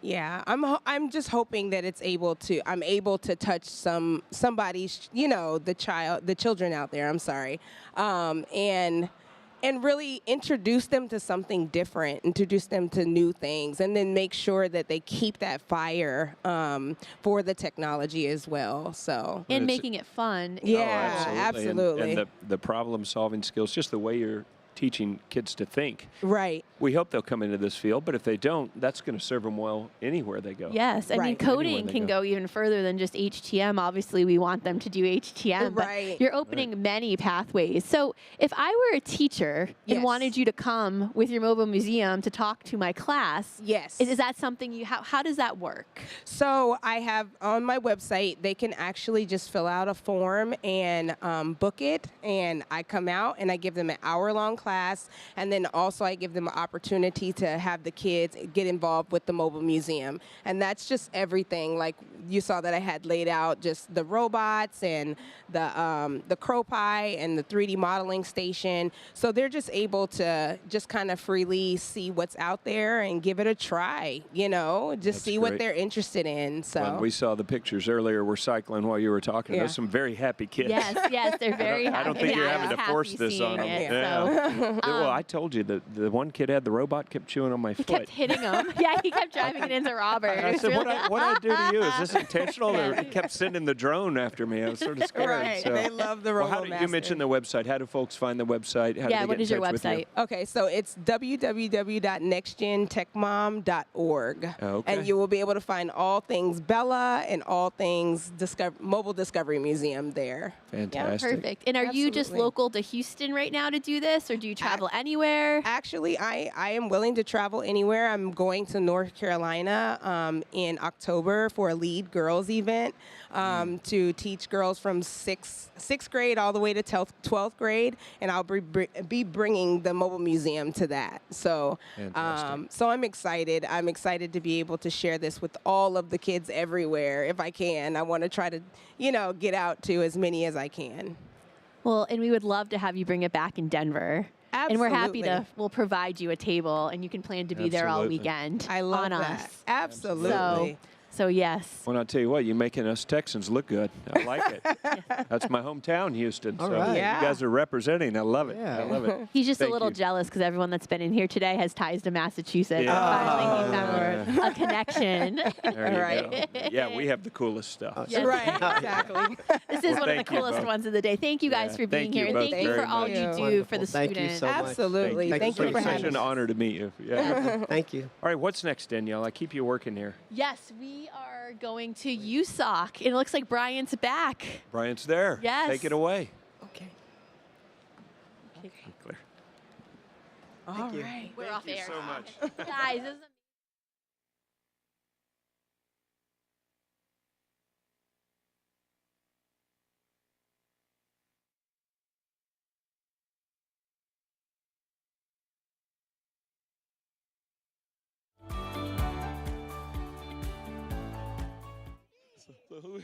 So we're sitting here with who now? Hey, this is Brian. I'm live at the USOC booth, and I have three young ladies here with me that everyone in the industry knows. Let's introduce yourselves to the... Amy Hobbs with USOC, and I have with me Haley Larson and Angela Fish. USOC is a very popular vendor within the industry. Tell the HTM industry and the world what great things you guys can provide to this industry. Simple solutions for complex devices, making biomeds' lives easier, helping with repairs, parts, anything they need. Now, USOC, do y'all service a particular area, or are you guys southern, northern, where? What's your level of service? We are just about everywhere. We have no limits. We do everything across the United States, along with Canada and some in Mexico as well. Right. And if someone wanted to get in touch with you guys, how does that work? Do y'all have like a call center, or? We do have a call center. If you go to our website, usocmedical.com, you will find pictures of all of us so you know who you're talking to, our sales reps, customer service reps, technicians, just about everybody, so that you can go on, find our contact information, email, call us. We'll get back to you as soon as possible. I'm sure you have our calendars, so just look up. So one question I have to ask you guys, if someone came up to the booth curious about USOC, how would you guys respond to that person when he asks, what is USOC about? USOC is about simple solutions for complex devices. We provide services, repairs on all patient monitoring equipment. We also sell parts, and we do cables as well. Right. Now, on-site visits. Is that part of your guys' offering? Yes, it is. We actually do on-site visits for blender services and infusion pumps, just because the demand is so real, and you know, they don't have the time to ship them out or anything. So that we go on site and do them, and we can have them done within a week or two, and that way they're not out of the hospital for any, the beds for any reason whatsoever. You want to answer that, Haley? Oh, I think she nailed that. So, this last question I want to ask you guys. You go to the sites, you pick up the medical equipment. How about turnaround time? Does it get back to them by way of delivery, or you ship it back, or how does that work? So we have actually two different ways. We now have field reps in a few different areas that will go and pick up the equipment. If not, we will get you an RGA and you can ship it over with a shipping label, and then we will ship it back within 5 to 7 days, and it'll be working and ready to go. And then if you have any questions after that, feel free to contact the customer service rep, or you can contact and ask for a technician if you need technical support. Great, great. Now, you guys are regular at AAMI exchanges. Tell me, what is the great benefits you guys see by being part of AAMI Exchange every year? I mean, honestly, it's the people and meeting people that a lot of us don't get to see on a daily basis. You know, we talk to people a lot over the phone, and we see people at shows. So this is a good way to connect and get face-to-face with a lot of our customers that we don't get to see on a regular basis. Great, great. Well, ladies, thank you for your time. And as always, this is great. Danielle, Robert, we're going to send it back to you guys. Here we are back live in the studio. Thanks, Brian, and thanks to USOC. They are always here. They're such big supporters of the exchange, and we always appreciate them sponsoring us. Now I'm here with some esteemed colleagues from the VA and from a company called Amplify. And AAMI has a joint venture partnership between the VA and Vision One, which is New England, the New England region of the VA, and a company named You're just Amplify. rubbing in that New England thing again. So I know, just Boston strong. Oh, yeah.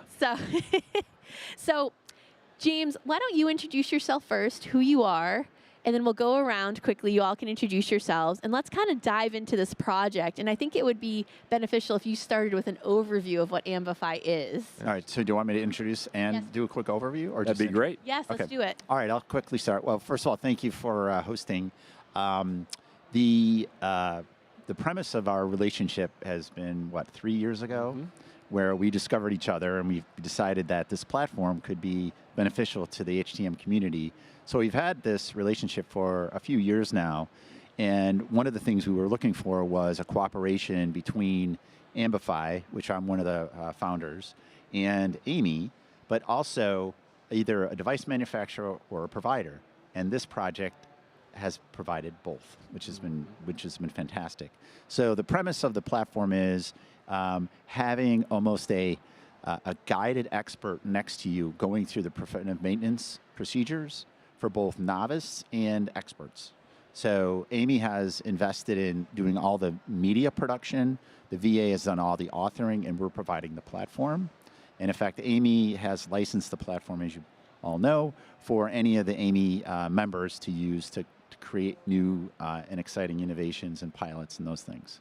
So I'm one of the founders of Amplify, and a lot of history in advanced technologies for learning and performance. And when I first learned about Amplify, I loved it immediately, because a lot of what we do around training and development is about knowledge retention, those kinds of things. This is a just-in-time support tool that, yes, is increasing an individual's expert or proficiency in a particular set of tasks, but it's really supporting them at the elbow in real time. This isn't a training platform that you deploy and then don't use. It's something that you use all the time in the field at your elbow, walking you through step by step those various processes. And ensuring which it's we're done gonna talk about. consistently, too. Right, exactly. So why don't you two introduce yourself, who you are, and why you're here? Sure, I'll start off. I'm Ashley O'Mara. I'm the Vision One Chief of Healthcare Technology Management, based just outside of Boston. And with me I have...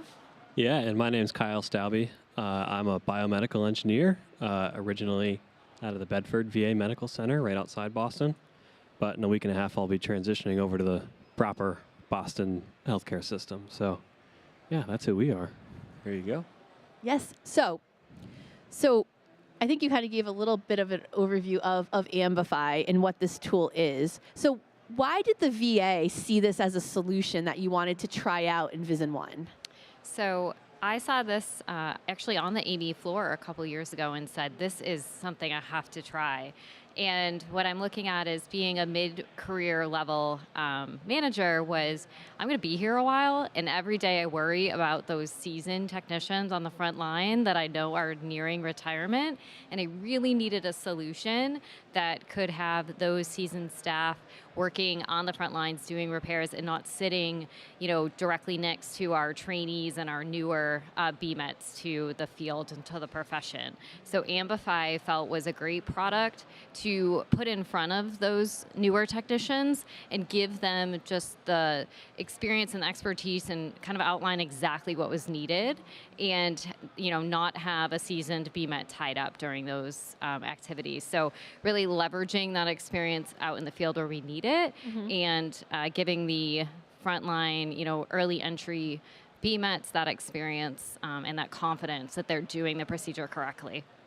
So Kyle, you've kind of been the project manager for this that we've been working through. You made Ashley signed the PO with us, or the agreement, and you were charged with making it come to life. Yeah. So why don't you talk about that a little bit? Yeah.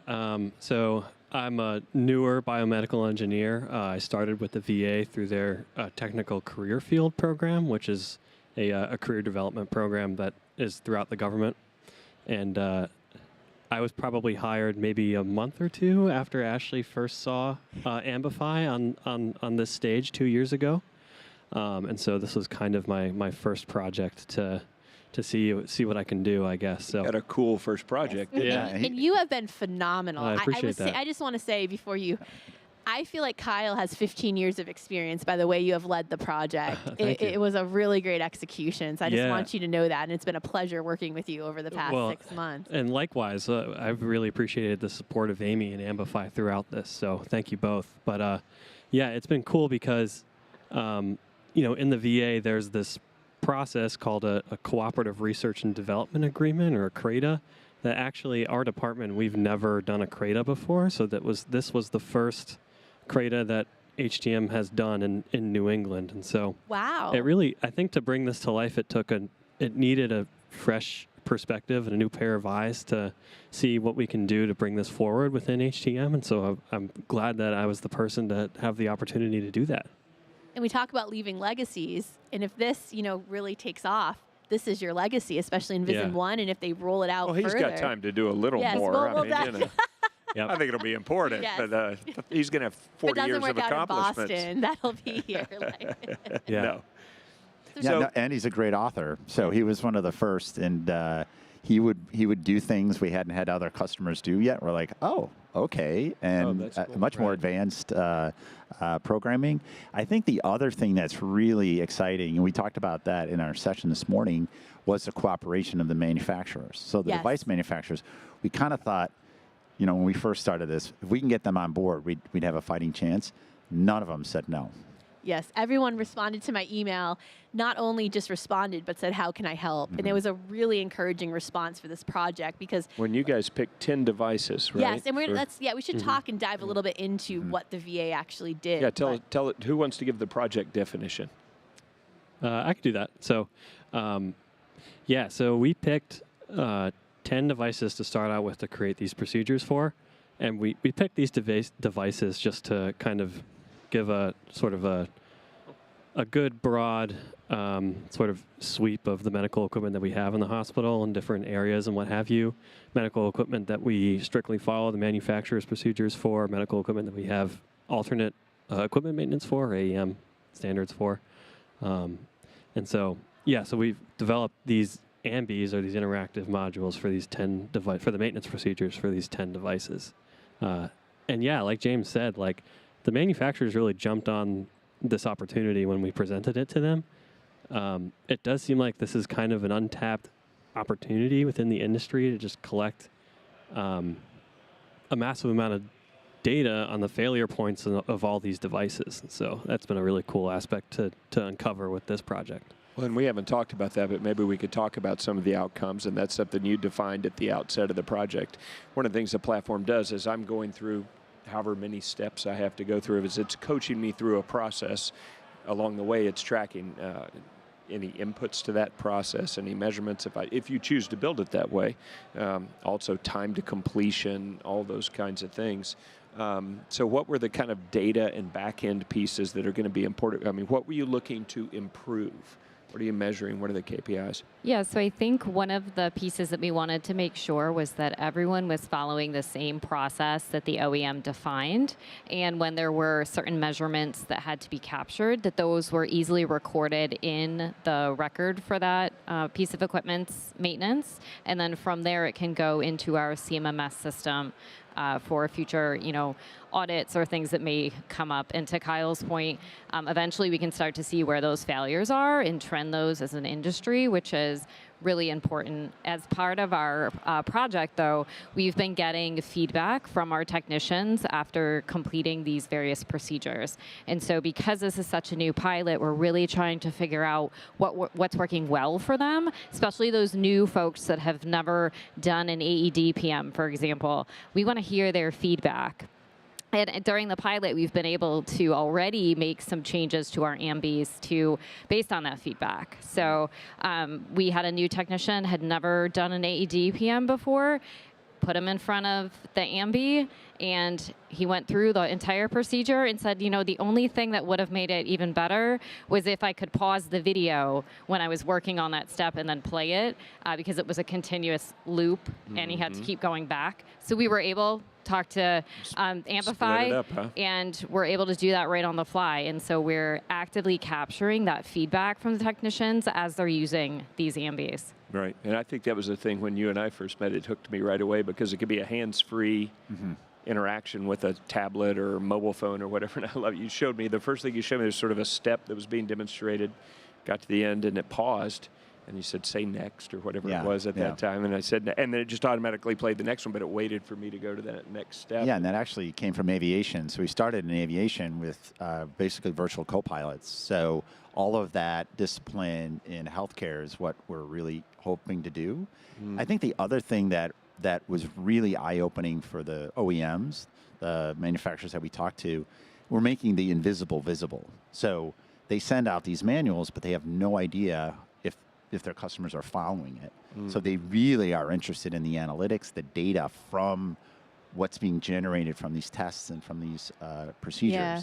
So I think that's where AAMI and your neutrality, as you talked about this morning, can really play a role in transforming, because they're being held accountable for this stuff. These manufacturers need this data, but it's impossible to get. They do surveys and those things, but that's really, really hard to get good, solid analytics. Well, and it also gives validity to the hospital too, because if they're saying, how do you know that your technician's competent, and how do you know that they're following? Now they're going through, for people who are trying to visualize this live on air, they're going through this step-by-step checklist with videos and instructions. They have to check that they've completed each step. Like this morning when you were demoing the case, making sure it's not cracked. Kyle demonstrated it and clicked, it's not cracked. So now you're forcing someone. And I think if you see, and I think from a data perspective, and I don't know if you agree, but like if it took Kyle 2 hours to PM an infusion pump and most people 15 minutes, that's probably indicative that maybe Kyle needs some training. Kyle, I'm glad you're here. I used to be the example. Yeah. It was always me. It was always, if it takes Robert 9 days to, Well, hey. Yeah, I think one of the other interesting features that it has is you can put a timer in there. So if there's a task that you have to wait a certain amount of a time, now they have to wait. You can't skip that step. So that's a great feature of an AMB. It's outside the scope of the current project that we're doing, but I always thought that piece especially is so critical for sterile processing, where you're using reagents and other things. Yeah. And and this can scale, right? We're starting with a trial with the equipment and the preventative maintenance procedures, but there's so much more we could do with this, whether it's like standard problems you find, like an occluded line in an infusion pump. Maybe you would make a procedure for how you troubleshoot it. Like obviously sometimes no two issues are the same, but then you could go into sterilization, how you clean, like scopes and procedures like that. And I do just want to put a plug in that if you guys find this interesting that are listening, we are looking for more people to pilot and demo this. Our goal is to create a repository of these AMBs of all different types of equipment. So over time, as people acquire this, it's not like you have to build them from scratch. You're acquiring Amplify with this repository but we can't do it without the help from the field. So if anyone finds this interesting and would like to demo it at their hospital, please reach out to Amy directly, and we'd be happy to, get you in touch with us or James. Absolutely. And you've become a master of this. It's easy to learn and apply, and it sounds like you've taken it places even they didn't think of originally. Yeah, I mean, well, James and his colleague Jeff have been very supportive throughout the project. So if any of these new people coming on need any help, Amplify's got you covered. So that's what we'd love to hear. And we also, and the other part we didn't mention was for part of these ambies, we needed videos and high quality pictures. So Amy flew out our crew up there to Bedford. We all went up there and did 4 days total between the 2 trips to film all of these devices, walk through the PM procedures, get them on tape. Then our team edited them all, and now we have some really high quality video, and that's something we're more than willing to do for others as well as we scale this venture. Fantastic. Anything we haven't covered? I think that's about it. No, I think we're good. Well, thank you. I still remember when we first chatted about this, and I was so excited. I said, I think VA gets it. I think they're going to take this on and really give it an honest try, because it is kind of, you and I have talked about this chicken and egg. This is a tremendous platform that with the right content can really make a difference to our field. But it's hard to have, you have to have a visionary leader that says, the content's not there yet, but I'll help you create that content, or we'll create it and use it. And you had the vision for this, and I remember I said, I think they get it. I think they get it. And you were really the first organization to take it up in a big way. You have a lot of clients that haven't come through this particular path, but that have gotten it, and it's exploded in healthcare. But this was our first success, and we want to say thank you, because VA has been such a great partner over the years on so many ways, and you guys really are leading the field, the largest health system in the country too, right? Yes. And so to see you guys innovating is, does us very proud for our public health system there. Yeah, thank both of you, Amy and the VA. It's been wonderful working with you, and we look forward to an absolute pleasure. Rocking it here. And Robert, I just want to point out that the thought leaders you found to take this on is from Boston. You're not from Texas, are you? No, I am. Are you from Texas? No, sir. All right, then all of you get out. All right. No, thank you very much. We really appreciate you. Such a pleasure. Thank you. Where are we, Danielle? Are we done? No, we have one more. Not done. We have Steris, who is a major at sponsor at the eXchange this year. Fantastic. And our board chair is the CEO Emeritus of Steris as well.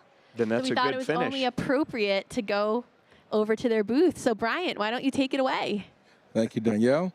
Yeah, we're live here at Venture Spotlight at the Steris booth, and I'm here with one of Steris leaders. You mind introducing yourself, sir? Certainly, thank you. My name's Scott Venema. I'm Director of National Accounts with Steris Service. Hey, Scott. Question for you, Scott. Steris, what can Steris do for the HTM industry who needs support with their sterilizers? Great question. We love to help out all of our customers and provide various levels of service contracts so that our customers make sure that their equipment is up running to OEM standards and performing optimally so that there's no downtime and patient care is not affected. Now, what if I'm a biomed department and I want my technicians to service the equipment? Will you guys take part in making that happen? Absolutely. Also a great question. So we have a program here. It's called the In-House Partnership Program. What we're doing with that program is trying to make sure that our customers that have their own biomed technicians that they want to utilize to provide that service on their equipment, we're providing them with the right tools to make sure that they're doing that with the same effectiveness that our own Steris technicians would be able to do the work. Wow. So will that come in like phases, or how would it work? You get a couple of months and you're on your own, or how do your program work? So we're really flexible with the program, and we work with our customers on their timeline. So we would call that a transition agreement. So if they don't have the right skill set yet and they need to send their people to training at our corporate headquarters, we will put them on a full service contract so that they have some time to build up their skill set. When that time is complete and they're ready to go, then we transition them over to the in-house agreement where they then provide their own service for themselves. Great. So when they're in this program, will they be able to have a par level of parts on hand, or how does that work? It's really flexible. It's up to whatever they decide is best for them. So if they want to have some parts on hand that are the high movers, if you will, we'll help them to do that as well. We'll give them a recommended parts list, and then they can have those available for their use as they need them. Great, great. Now, is there any other interesting things going on with sterilizers? I know I mentioned sterilizers, but you guys work on washers and things of that nature too. So any other things you could share with us? Well, I'll tell you that with this in-house partnership agreement, all of the STERIS equipment is available. And if you look at this here, if the camera can pan to the screen here, this is we call it the Connect Care portal. This is what our customers have access to in order to see all of their equipment. And with our in-house agreement, they also have access to our digital maintenance manuals and parts on hand auto shipment, so they can look and see what PM parts are scheduled, when they're going to ship, who they're shipping to. This level of detail through this portal is available only for those in-house customers. Our standard customers that are on a STERIS service contract wouldn't need that level of information, but that's what we're providing to try to make sure that those customers who utilize their own technicians, again, have access to the tools so that they do that performance, the service work at the same level that a STERIS technician can do it. Yeah, I'm looking at that. And so there's manuals on there, operational and the maintenance manuals. So that covers every piece of equipment they have. The service manuals are click away. Yeah, exactly. And they're really interactive, so they're not just a flat PDF file. You can keyword search, you can hyperlink to the right area, depending on the issue that you're facing. There's another aspect to this, so I don't have any visuals to share, but we have something we call virtual assist, and I always describe it as FaceTime with the service engineer. So if a technician's in front of a piece of equipment and they're really stumped, they just call our tech support team. The tech support team sends them a text, and then they open that text, point their camera at the equipment, and on the other end of that live stream is a STERIS service engineer. So the technician can see or can point their camera at the equipment. The service engineer can see it. They have a live conversation over video, so the person doesn't have to try to describe it over a phone call. They can actually point their camera so the service engineer can see it, help them resolve the issue. And we're providing that technology to the in-house customers, again, because we want to make sure that they have ultimate uptime, and it overall reduces the downtime of the equipment.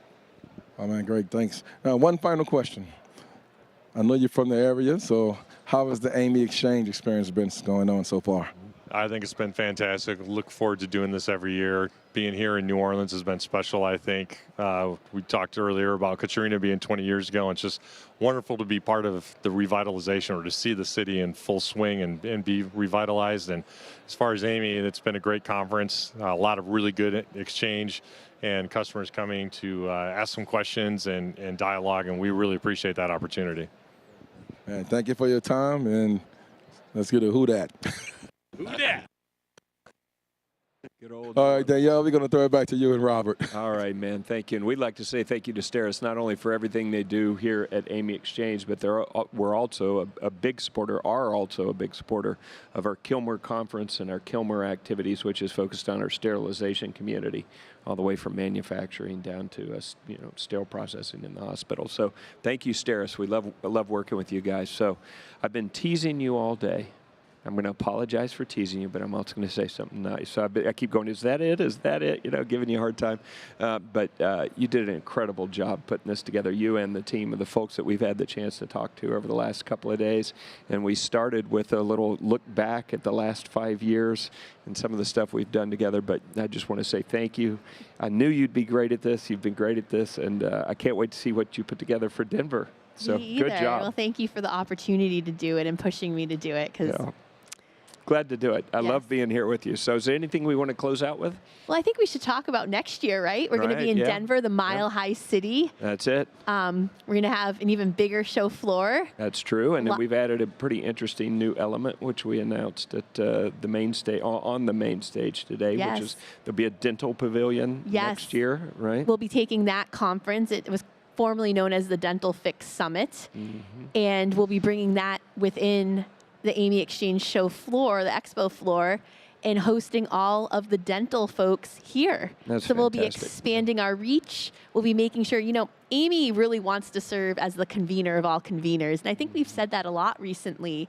And, this community didn't really have a huge home. They're part of HTM, they're part of healthcare, but they've seemed pretty mutually exclusive for a really long time. So this is really a way to kind of bring them together. So I'm very excited for that in and we're Denver. going to have a giant tooth, right? I want a giant tooth. We will. Sherry's not going to let me have that, I don't know. But yeah, and we want to thank Uptime Health because they've built up that show over many years. It's a very successful show, and now they've really shown a lot of trust in us to say we're going to take that show, hand it over, and let you fold that into AAMI eXchange. So, agreed. And we have a very great relationship with them, long-term agreement around collaboration around this. Yes, so and thank you, Uptime Health. Yes, thanks to Uptime Health. And that show will actually happen one more time, right, in September. That Robert and I will be there, as the last one down in Charlotte, and then we will transition that over. But I think there's so much more to think about for Denver. We want to do the High School Discovery Day again. Right. Sherry said that vendors are already booking their booths, and many of them are booking double the size that they did this year. That's fantastic. I mean, this floor has been bustling. What do you think? I think it's true, and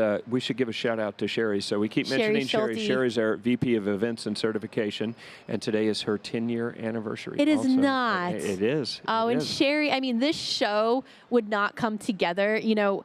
There is so much that goes on behind the scenes to put a conference together. Fred Moxley, who also works under Sherry, his attention to detail. They work with these vendors day in and day out, making sure they get the booths they need, booking the innovation hubs, setting up the rooms, doing the schedule. I mean, there's just so much that makes this come together. And, we sit here live on camera, but we wouldn't be here if it wasn't for all of our AAMI staff that are here. We have lots of people working the registration. And they've been over there in the booth the whole time. And they've been in the booth the entire time, standing. I hope. Hard. Yeah. And if you have not stopped by the booth, please do. Absolutely. We have some games over there, lots of giveaways, lots of information about our upcoming education, certifications, standards, and membership. Absolutely. And so I want to close with another thing. I'm very excited about the dental pavilion, but I'll add one more thing. Then I want you to add one more thing you're excited about for next year. I loved that the startup pavilion took off, and we call it a pavilion. It's kind of small this year, but we have 6 startup companies. Yes. And there's criteria for what it means to be a startup, and we had requests for more, but we had only planned for 6. Next year, we're going to increase that capacity, so we're going to have a lot more startup companies in Denver, and I love that because one of the themes of this show has sort of emerged. We didn't plan it, but to be around innovation, innovating to serve the patient more effectively, and that's what these startup companies are trying to do. So that's one of the things I'm most excited about next year, seeing a dozen or more startups in Denver. So what about you? What are you excited about? I was really excited about those 2 things, but I also, again, I just want to go back to the networking and the camaraderie. People often call us the Super Bowl of HTM events, and and I think it's appropriate that we're in the Mile High City. That's true. Next year, but I'm just really excited to see this grow. See the excitement at the AAMI party last night. The amount of people that said their booths were bustling. I just think the excitement around this event in the HTM community can't be understated, and I just look forward to being back amongst all of the HTM professionals every year. So all right. So I'm going to say that your answer then was you're most excited about the AAMI party. I don't know about that, but that's not what you said. And I think also our AR/VR theater, lots of great innovation there, and all of our partnerships that are growing. And I think we'll see more and more partnerships as the years unfold. There's a lot that we've been working on that hopefully we'll be able to announce shortly, but I think that was the other thing. We did a lot of announcements. We actually broke some news. We broke news on this show. Rebrandings. We had new product launches. People are choosing to make AAMI eXchange a place to bring that out. Yes. I hope we get a lot of that. So if you're in marketing and you're working on a brand relaunch or a product launch, save it for AAMI in Denver. Yes. Come to us. And Robert and I are going to start to do this quarterly. Yeah. For some reason, people like us and think this is an engaging show. So by popular demand, we will do this quarterly. And, if you have good content or you want to be on our show, we'd love to have you. So, please reach out to us if you have a good story, a good feature. And we can put it in AAMI News. We can do it in our show. There's lots of ways to do it. So again, we can't do it without the support of our vendors, our sponsors, our volunteers, and we're just so grateful for all of you. And our primary sponsor of this studio, once again, GE HealthCare. Thank you for your ongoing support. We think it's wonderful. So I think that's it. Yeah, until next year. Let's go get a coffee and talk to some of these folks. Absolutely. Let's go. All right. Cool. Thank you.